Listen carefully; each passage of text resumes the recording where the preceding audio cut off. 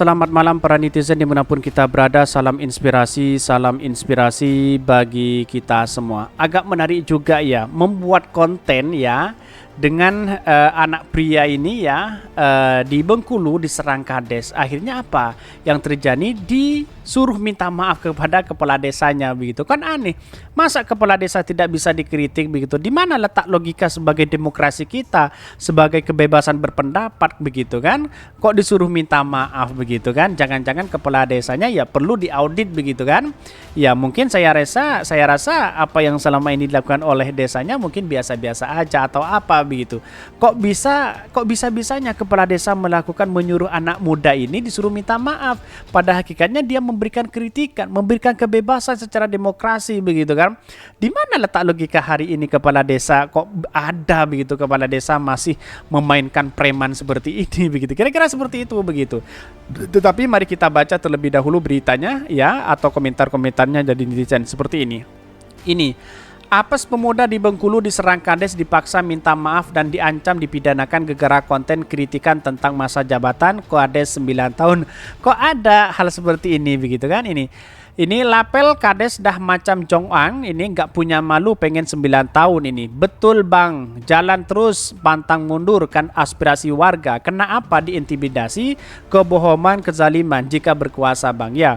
Kalau seperti ini terus ya, ada masyarakat yang memang kritis terhadap desa, misalnya mengkritik, itu bagian dari demokrasi. Kalau memang kepala desa tidak setuju misalnya, lalu kemudian melakukan intimidasi, ya itu harus diselidiki. Dana desa itu dipakai uang apa? Apakah masih membangun daerahnya sendiri atau desanya masih biasa-biasa? Itu harus diaudit, harus dilaporkan juga hal-hal seperti ini begitu kan. Premanisme itu jangan dibentuk oleh lokal strongman yang ada di kepala desa begitu kan. Banyak kepala desa yang melakukan itu, punya kekuatan besar, punya lokal strongman begitu kan. Ini aneh, satu kades mau lawan ribuan masa desanya, laranya di mana ini? Semakin jelas keputusan yang sudah diambil adalah menghapuskan jabatan kades. Cuma jadi kades aja sudah abuse of power, semua diancam sama mereka. Nggak ada yang salah sama kontennya, nggak dia juga berhak untuk berpendapat tidak setuju ini. Belum juga resmi jabat 9 tahun, kades ini udah arogan. Bisa-bisa dia jadi diktator desa 9 tahun disahkan jadi undang-undang. Ya bisa jadi, coba telusuri di desa itu apakah dia ada kemajuan atau tidak, apakah dia memainkan uang dana desa atau tidak begitu. Itu coba cek aja desanya begitu, ada kemajuan apa enggak begitu kan. Ya kan, apa yang gue bilang, kades itu seperti itu, memang dapat dukungan dan backingan bro ini. Eksekutif dan legislatif mah bodo amat sama ginian. Tetapi inilah demokrasi begitu, negara di mana seharusnya negara harus hadir di situ begitu kan. Ya wallahualam, karena memang ngebet sekali menjadi calon jadi kepala desa ya, lalu minta jatah 9 tahun begitu kan, jabatan 9 tahun. Di mana logika kita begitu? Rakyat menjadi sasaran ini semua begitu kan. Nah iya benar, pemuda ini masa minta jabatan ditambah jadi 9 tahun, kotok koplak-kaplek ini kades ini.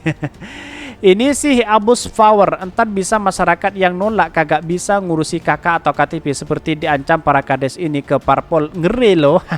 Yang ngeri sekali kalau diancam intimidasi terus, tapi pada hakikatnya rakyat itu punya kekuatan besar begitu. Jangan sampai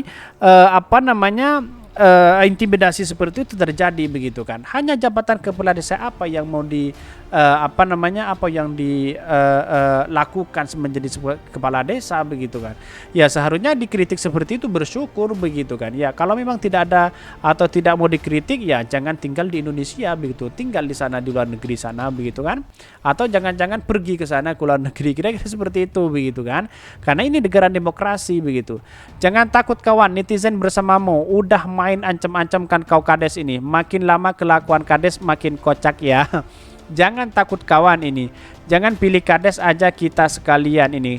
Kemukakan pendapat ke Jakarta, biaya rakyat aman. Kemukakan pendapat di medsos, gratis persekusi. Ya bisa jadi begitu kan ya, karena pada hakikatnya yang dimakan itu adalah uang rakyat begitu, bekerja sekeras-kerasnya begitu kan.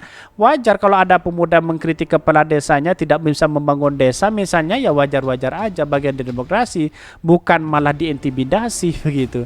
Kan aneh juga menjadi kepala desa ya seenaknya dewe ya kemudian kesana kesini ini mengancam karena dikritik misalnya, ya perlu digarisbawahi, ya laporkan saja orang-orang yang melakukan seperti itu. Premanajemennya itu masih dibangun begitu kan.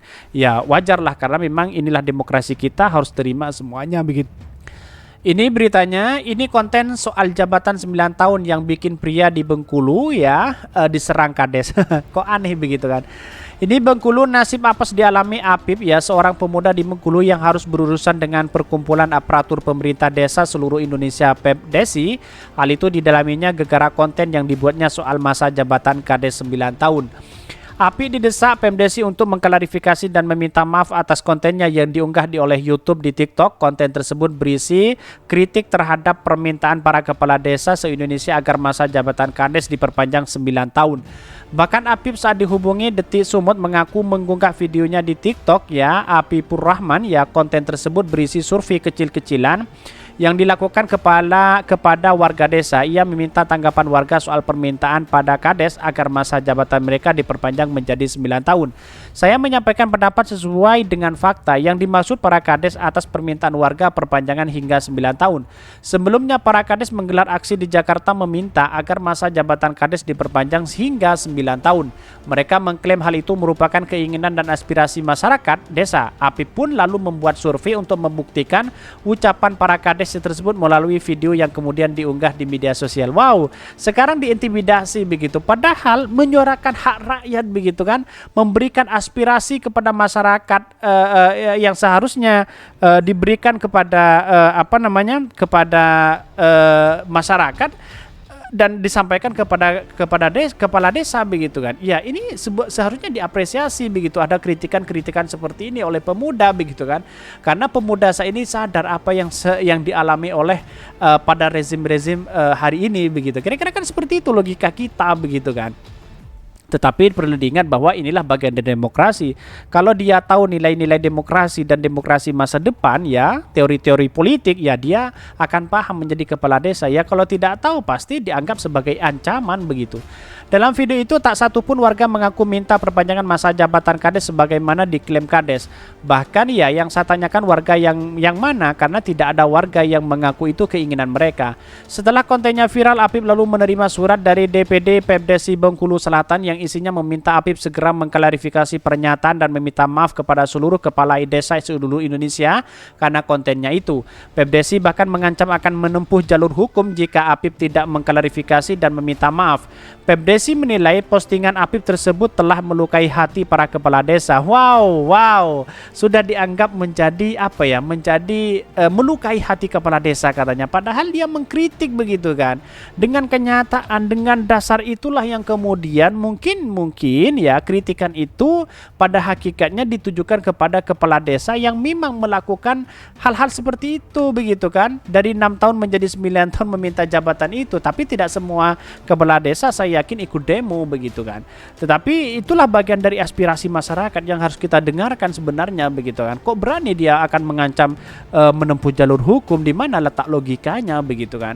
Bahkan pria-pria seperti inilah yang berani yang mengatakan sejujurnya begitu kan.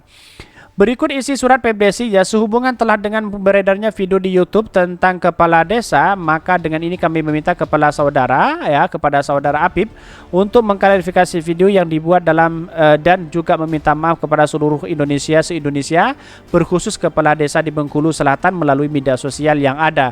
Bila tidak dilakukan, kami kepala desa akan melakukan upaya hukum yang berlaku. Demikian surat ini kami sampaikan. Wah, sudah mengancam ternyata kepala desa begitu kan. Ada apa begitu? Menurut saya pribadi tidak perlulah untuk kepala desa mengancam seperti itu begitu. Walaupun pada hakikatnya ini rakyat biasa yang memberikan aspirasi begitu kan, mendengarkan aspirasi rakyat lalu kemudian disampaikan ke kepala desa. Apa susahnya begitu? Di mana letak logikanya dan di mana letak kesalahannya? Kan kira-kira seperti itu logika kita begitu kan. Jadi wallahu alam, kalau memang ada sesuatu yang dimainkan ya terserah begitu kan. Tetapi keadilan seluruh rakyat Indonesia itu ada dan seadil-adilnya adilnya begitu kan. Masa rakyat tidak boleh mengkritik pemimpinnya begitu kan, kira-kira seperti itu logikanya. Di mana begitu kan.